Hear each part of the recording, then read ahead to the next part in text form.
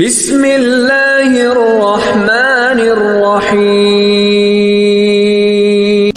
ساتویں آسمان پر اللہ تبارک و تعالیٰ کا ایک مقدس گھر ہے جہاں صبح شام 70,000 فرشتے اللہ تبارک و تعالیٰ کی حمد و ثنا میں مصروف رہتے ہیں۔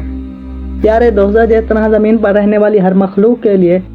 اللہ تبارک و تعالیٰ نے ایک مقدس گھر بنایا ہے، اور زمین پر رہنے والی ہر مخلوق اس مقدس گھر یعنی خانہ کعبہ کی طرف رخ کر کے عبادت الہی میں مشغول رہتی ہے، اور ہر مسلمان خانہ کعبہ کی طرف رخ کر کے نماز پڑھتا ہے۔ اس طرح اللہ تبارک و تعالیٰ نے آسمانوں پر اپنا ایک مقدس گھر بنایا ہے جو کہ فرشتوں کی عبادت کے لیے مقرر ہے۔ اس کو بیت المعمور کہا جاتا ہے۔ پیارے دوستو، جب اس کائنات کے اندر انسان کی تخلیق نہیں ہوئی تھی، اس وقت اس کائنات کے اندر صرف دو مخلوقات موجود تھی، ایک جنات اور دوسری اللہ تبارک و تعالیٰ کے برگزیدہ فرشتے۔ اس وقت یہ دونوں مخلوقات صرف اللہ تبارک و تعالیٰ کی عبادت کیا کرتی تھی۔ فرشتوں کے لیے اللہ تبارک و تعالیٰ نے ساتویں آسمان پر ایک مقدس گھر بنایا تھا جس کو بیت المعمور کہا جاتا ہے۔ بیت المعمور کی شکل و صورت خانہ کعبہ جیسی ہے۔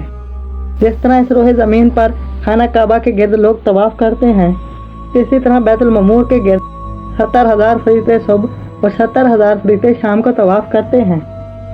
روایت میں آتا ہے کہ جو 70,000 فرشتے صبح بیت المعمور کا طواف کرتے ہیں اور جو 70,000 فرشتے شام کو بیت المعمور کا طواف کرتے ہیں، دوبارہ ان فرشتوں کی کبھی باری نہیں آتی، کیونکہ اللہ تبارک و تعالیٰ کے فرشتوں کی تعداد بہت زیادہ ہے اور ہر روز بے شمار فرشتے پیدا ہوتے ہیں۔ پیارے دوستو، بیت المعمور میں جتنے بھی فرشتے اللہ تبارک و تعالیٰ کی عبادت میں مصروف ہیں، ان تمام تر فرشتوں کی نیکیاں اللہ تبارک و تعالیٰ امت محمدیہ کے اندر تقسیم فرما دیتا ہے۔ پیارے دوستو، بیت المعمور کا ذکر اللہ تبارک و تعالیٰ نے قرآن پاک میں بھی ارشاد فرمایا ہے۔ بیت المعمور کا ذکر حضور اکرم صلی اللہ علیہ وآلہ وسلم کی حدیث میں بھی آتا ہے، اور بیت المعمور کا ذکر معراج شریف کی حدیث میں بھی ملتا ہے کہ جب حضور اکرم صلی اللہ علیہ وآلہ وسلم معراج کی رات ساتویں آسمان پر گئے، آپ نے دیکھا کہ حضرت ابراہیم علیہ السلام بیت المعمور کے ساتھ ٹیک لگا کر بیٹھے ہیں۔ جب حضور اکرم صلی اللہ علیہ وآلہ وسلم نے بیت المعمور کو دیکھا تو آپ نے جبریل علیہ السلام سے پوچھا، یہ کیا ہے؟ تو جبریل علیہ السلام نے عرض کیا، جس طرح زمین پر اللہ تعالیٰ کا مقدس گھر خانہ کعبہ ہے، میں آسمانوں پر اللہ تبارک و تعالیٰ کا مقدس گھر بیت المعمور ہے، جہاں پر 70,000 فرشتے صبح اور 70,000 فرشتے شام اس گھر کا طواف کرنے کے لیے حاضر ہوتے ہیں۔ اور جو فرشتہ ایک مرتبہ اس گھر کا طواف کر لیتا ہے، دوبارہ ساری عمر اس کی باری نہیں آتی۔ اس کے بعد آپ صلی اللہ علیہ وآلہ وسلم نے دیکھا کہ بیت المعمور کے اندر کچھ اللہ تبارک و تعالیٰ کے فرشتے قیام کے اندر اللہ تبارک و تعالیٰ کی عبادت میں مصروف ہیں،